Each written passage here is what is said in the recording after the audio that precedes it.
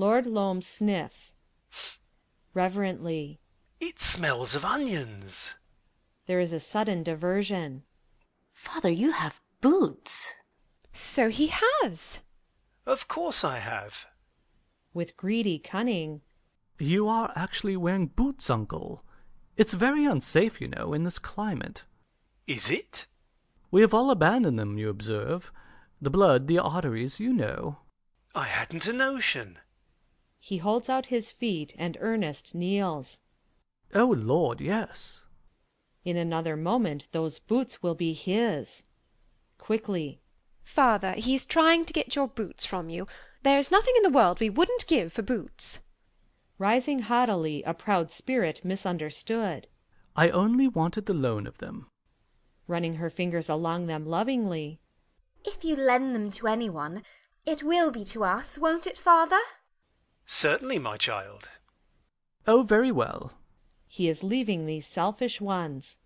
I don't want your old boots. He gives his uncle a last chance. You don't think you could spare me one boot? Tartly.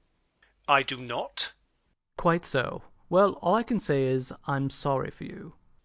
He departs to recline elsewhere. Father, we thought we should never see you again. I was washed ashore, my dear, clinging to a hen coop.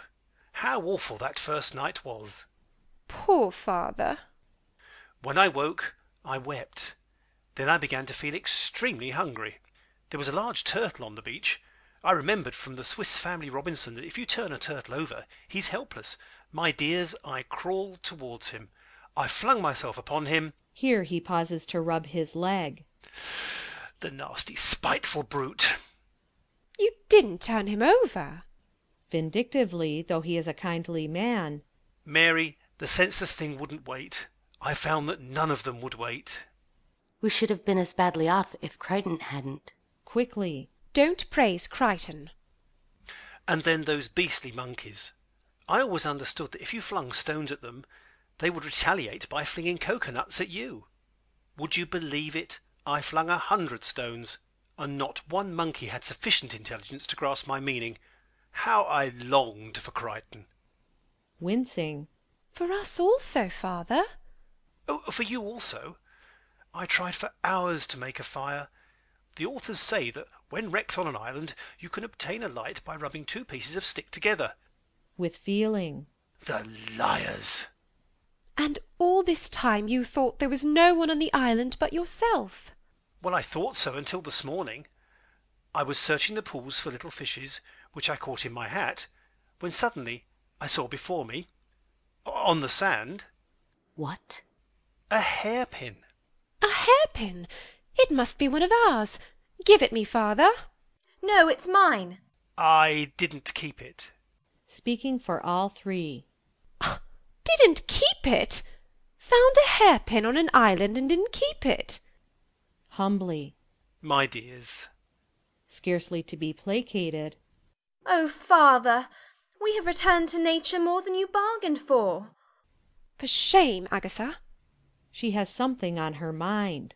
Father, there is something I want you to do at once. I mean, to assert your position as the chief person on the island. They are all surprised. But who would presume to question it? She must mean Ernest. Must I? It's cruel to say anything against Ernest. Firmly. If anyone presumes to challenge my position, I shall make short work of him.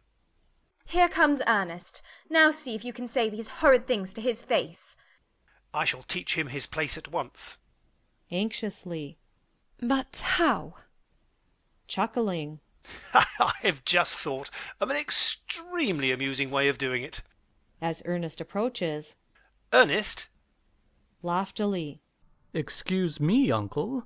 I'm thinking. I'm planning out the building of this hut. I also have been thinking. That don't matter. Eh? Please, please, this is important. I have been thinking that I ought to give you my boots. What? Father! Genially. Take them, my boy. With a rapidity we had not thought him capable of, Ernest becomes the wearer of the boots. And now, I dare say you want to know why I gave them to you, Ernest. moving up and down in them deliciously. Not at all. The great thing is, I've got 'em. I've got them. Majestically, but with a knowing look at his daughters.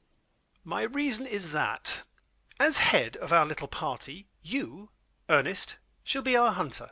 You shall clear the forests of those savage beasts that make them so dangerous. Pleasantly.